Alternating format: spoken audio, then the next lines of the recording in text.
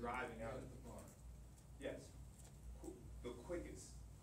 Because you've already built up the speed from the first three steps. The first three steps, they look like slow steps, but they're actually very powerful in driving. 1, 2, 3, I'm getting up to speed. 4, 5, 6, now I'm tall, I'm maintaining, I'm relaxed.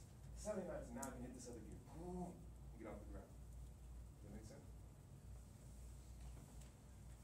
All right, foot placement in the curve. Dorsiflex versus flex. What's more efficient? Any idea? Dorsiflex. Dorsiflex? Anybody else? Based on what we just saw home, but he was not dorsiflex, he was flex. Flex, okay. I believe the most efficient is dorsiflex, landing flat on the curve. Okay, not to say that you're wrong. Nobody's wrong. I just think it's more efficient. Why? Let's watch this video. This little girl, I was teaching her how to be more dorsiflex. Watch her foot and watch how it bounces. See how I did this? And came back up? Let's watch one more time. How much time did she spend on the ground? How many seconds did we learn, not seconds, maybe hundredths of a second did we lose because her foot sank down to the ground and come back up? It's not a lot, but it's something. We're trying to be the most efficient that we can. If we're flat, what's going to happen with the foot? It's still gonna drive down, isn't it? It's going to come right back up. We're talking about 2 motions as opposed to 1 motion. I'm going from 1, 2 to come back up to straight off the ground and coming right back up. What do you think is faster? I think this it's more efficient. We're talking about 2 motions as opposed to 1 motion. Is that for every step, or you're saying just the? In the curve. In the curve, yeah. Foot position body position dictates where the foot is, okay? So if I'm driving out, you'll see as I drive out my first 3 steps on my other video, I'm on my toes because I'm in this position. If I'm in this position, here's my line, right? As I start to come up, pay attention to this foot. As I start to come up, the foot position needs to change. Now if I'm straight up and down, which I should be in my curve, I believe we should be flat. If I'm leaning forward, because I'm sprinting, it should be a little bit onto my toes. Does that make sense? Maintain postural integrity. All right. Let's see. Over the bar. So some drills we do. Back to the bar drills. How do we do these? I don't really do a lot of over the bar stuff. Why do you think that is? Any ideas? It's a good thought. It's pretty much what I teach. The reason being is because whatever you do on the ground translates to what you do in the air. So if you're more efficient on the ground, if you think back to that video, it should just happen, right? What's more efficient? Is it having this arch like this over the bar, being flat? You know, some people can't arch like that. Some people don't have that flexibility to be able to get in that position. Does that mean they can't jump as high? Not necessarily. Javier Sotomayor, back was flat as he went over the bar. He jumped 8 feet. He's our world record holder. Okay? The other guy, you just watched Stephon home. He's a shorter guy. He's a lot faster. Got a great arch over the bar. It's pretty. Doesn't mean he's going to jump any higher than anybody else. Not necessarily. What dictates that is what he does on the ground. So when we're talking about learning how to do these things, trying to be more flat-footed, I like to start off slow. 2 steps, 4 steps, 6 steps, 2 steps. I really like to use those little hurdles, not the tall ones, but the ones that are about this high, about 6 inches off the ground. Put them about, 4 steps in between each hurdle, and just have them step over and hop onto it. Boom, boom, flat, flat.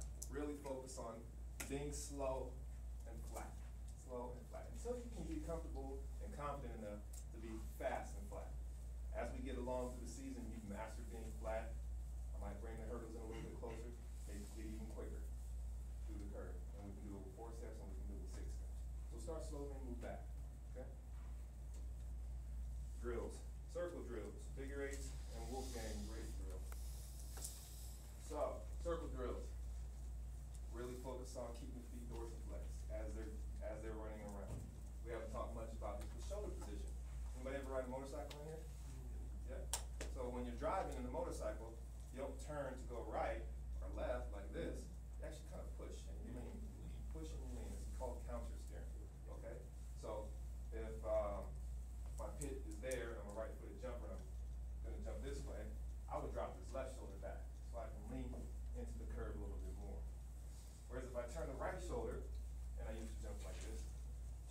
shoulder, I have a lot of stability here.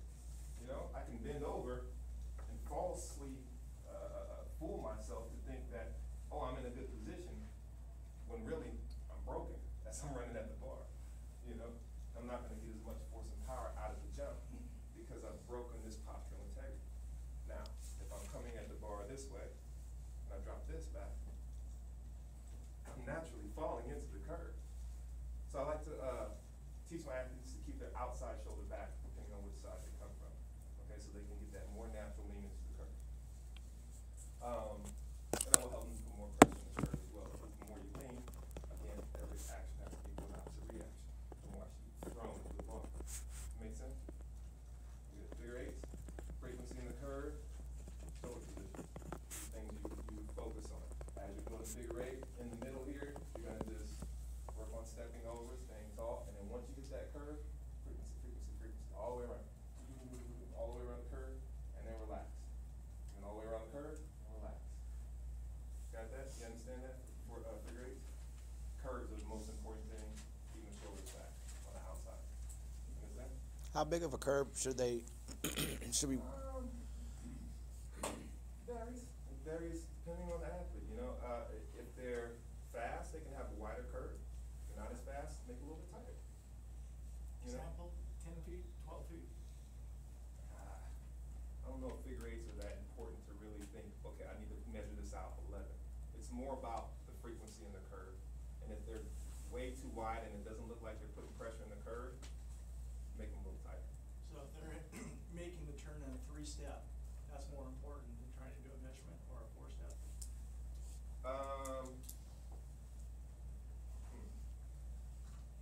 Let me see.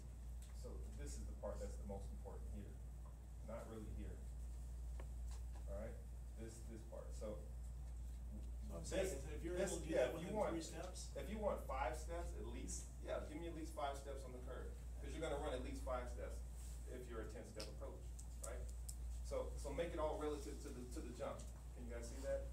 I was just basically pointing here on the curve, which is the most efficient. Give them at least 5 steps on the curve because that's probably what you're gonna run. If they're an 8-step jumper, 4 steps maybe. you talking about 5 steps into actually where they're, Just the whole here. curve area? Yeah, at least, Okay. yeah.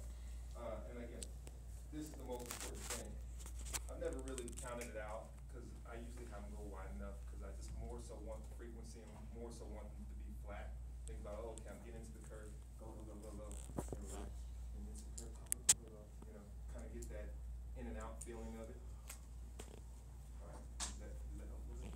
I try to always relate everything to what we're actually gonna do on the pit. So if we're doing any kind of drills, well, if I had a question like that, I would think, okay, well, they're gonna at least run 5 steps on the curve, so let me at least give them 5 steps on the drill. Wolfgang rig drill. Okay. So this is a drill I learned from this guy in Germany. I really like it. It's basically running a U around the high jump apron. If I have the pit there, I'll grab a rake and I'll hold it like this. Not like this. Pretty close to the end here. So the rake is on the inside. So now it's bringing me in to lean in this way. And I'll do the frequency around the curve. So it'll be. We'll do that out there. I'll show you a demonstration of that.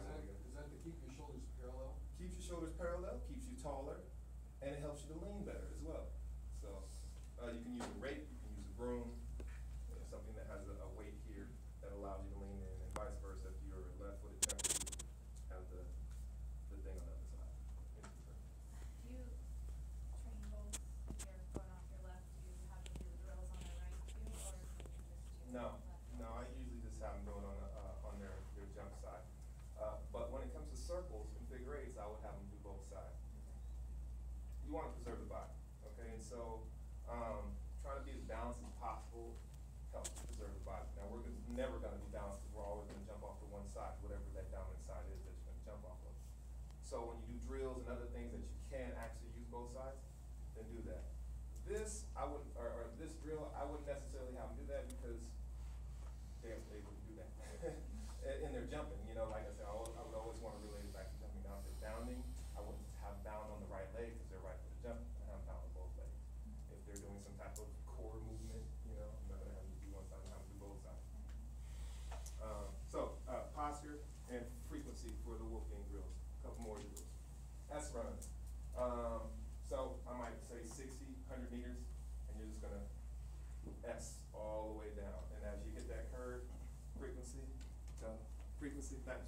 step over, frequency, as you kind of come down. Does that make sense? You guys know what S runs? Everybody ever know what S runs? No? Okay. So, this is a 100-meter track, right? You're gonna use a whole track because you want a lot of room. So you're gonna basically have the athlete start here. If they're running hundreds, they're gonna go here. And then frequency, and then relax, and then frequency, and then relax, and frequency, all the way around here. So it's, again, like this. We maintain on keeping the feet flat and bring the frequency in the curve. And in the middle here, we just focus on stepping over, staying tall and stepping over. Okay? When you say frequency, what are you So- talking consistency or? So frequency, so if I'm gonna run faster, I'm gonna be here in this position, right? But if I'm gonna be more frequent, I'm gonna do this. Now, we don't want it to be choppy, we just want it to be more frequent. We gotta pump the arms harder, and, the legs should respond to that as well. So frequency here, frequency in the curve, always frequency in the curve. And then shoulder position as they're kind of coming around each side. So you're gonna drop back one side, drop back the other side, just kind of rock, going through these S's. Does that make sense? Skipping takeoff with knee drives. I think hopefully everybody's done that. Main thing is focusing on the knee, so it's gonna be this thing here.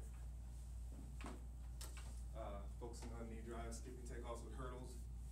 Again, you can put small hurdles out, depending on the level of athlete that you have. I wouldn't go too high, because I wanna try to keep that leg as straight as possible. Really focus on, trying to hit that vertical. Back to the bar. Again, we talked about doing over the bar stuff. I do it every once in a while. Sorry for that breath. All right. I do it every once in a while, and when I do teach it, landing on the upper shoulders and making sure they roll. A lot of times, athletes like to go over and they just land flat on their back. Well, if you're running off the ground properly, everything should go through anyways. Everything should continue, the momentum should continue over the bar anyways. So if you're allowing that to happen, you should land on your shoulders and roll over. You shouldn't just flat and stop. If you're finding that your athlete is landing on his back and flat and stop as they land on the pit, more than likely they're not running off the ground, they're probably stopping as they're taking off and then trying to jump, which is slowing down their rotation over the bar. Okay? So, get them used to rolling. Get them used to landing on the shoulders and rolling over the bar. Rolling when they get into the pit, sorry. Coaching cues. Oh, almost done. All right, dorsiflex feet, frequency in the curve. So I forgot to really touch on this, but 6 step. So the 6 step is what initiates the 7, 8, 9, 10. If you wait to go 7, 8, 9, 10 at 7, 8, 9, 10, it's too late. You gotta think about it earlier. So it's gonna be 1, 2, 3, 4, 5, 6. 6 is like, oh shoot, it's time to go. 7, 8, 9, 10. Okay? So the 6th step is the one that initiates the curve to start the frequency. Things that you can say to your athletes. These are your coaching cues. Shoulder position at takeoff. Is their shoulder back at takeoff? We want to keep that shoulder back as long as possible. So when we jump, again, if the shoulder's here, the bar's here, if the shoulder's here, more than likely I'm gonna go right into the pit. If I keep the shoulder back, at least in a line, by the time I take off, the shoulder's eventually gonna get there anyways, but once I get off the ground, now I've created time to hit that vertical and flip over the bar. But if I'm here, there's no time, I'm gonna go straight into the bar. Wherever the shoulder's pointing, that's the way you're gonna go. So shoulder position at takeoff and running off the ground. Again, we talked about planning versus running off the ground and which one we feel is more efficient. All right, periodization real quick. We'll go through this quickly. So if I'm running a training program, 1 week, within the week, we're gonna have a day of active rest, we'll have a day of complete rest. A week will look like this, and we're talking about loads here. How much load am I putting on the athlete? Monday it'll be a moderate load, Tuesday might be a heavy, Wednesday might be low load, maybe weight training, maybe some core stuff. Come back to moderate, and then heavy on Saturday and complete rest on Sunday. These are elite athletes that I'm talking about. If you're just high school coaching athletes, or if you're just coaching high school athletes, then maybe it's a moderate, heavy, low, moderate, heavy. You know, and then these 2 rest days if you don't train on Saturdays and Sundays. So non-competitive month versus a competitive month. So non-competitive month would be the week of load would be a moderate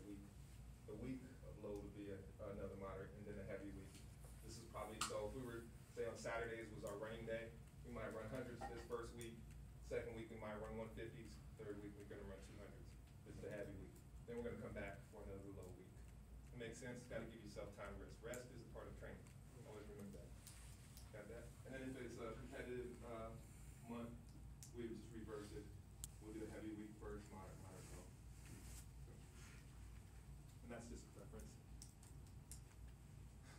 The year training. It'll take 2 or 3 months of base training. Again, I know some of you guys are high school coaches, you won't have that long, but you gotta find 6, maybe 8 weeks if you can. Get that base training, build the strength, build the power. Find some way to do testing, quantitative numbers. Testing helps a lot with confidence. You do overhead back, underhand forward, standing long jump, standing triple jump. The athlete says, oh, when I first tested, I stand long jump 8 feet. Now I'm doing 10 feet. It's 6 weeks later. They give them confidence. Hopefully that should give them confidence in what they're doing. In the competitive phase, we focus more on speed and technique, and then technique. So this would be a year type of training. And then we can even make it even bigger. Quadrennial training, 4 years. Maybe the first year we really focus on strength. The next year, and again, we're still touching on all these other things, power, technique, all those other things, speed. But this is just the main objective for the whole year, okay? We're gonna work more on power this year, okay? Third year might be the year before the Olympics, speed, technique, and then this year would be mainly technique. And I say this year, meaning 2016, we're gonna work a lot on technique and try to get you as technical as possible. Speed is definitely a key too, but again, like I said, even though this year is a technique year, we're still gonna touch on all these other things, okay?